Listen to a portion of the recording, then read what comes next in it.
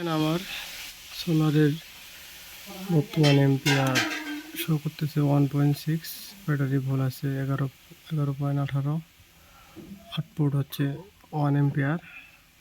এখানে একটা আমি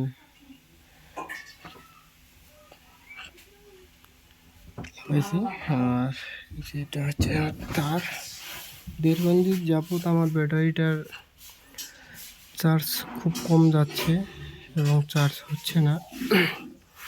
আসলে এগুলো তো আমি জানি যে পাউডার ব্যাটারি, কিন্তু এখানে এই যে অ্যাসিড পানির মতো এগুলো লাগাই আছে। এটা কি আমি নিয়েছিলাম পুরাতন, কিন্তু এখানে কি কোনো ভেজাল করা হয়েছে নাকি বোঝা যায় না বিষয়টা।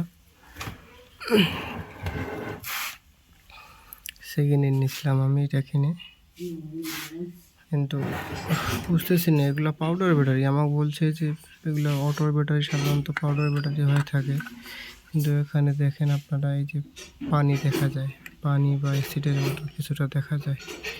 এটা আসলে কি দোকানদার বুঝে শুনে কি ডুপ্লিকেট করছে নাকি? অ্যাসিড অ্যাসিড কীভাবে আসবে? আর এখানকার একটা নাম্বার আছে, নাম্বারটা দেখতে পারেন। আপনারা কেউ জেনে থাকলে বিষয়টা জানাবেন একটু। আসলে এই ব্যাটারিটা সমস্যাটা কি, না পানি দিতে হবে? চার্জ একবারে যায় না এখন।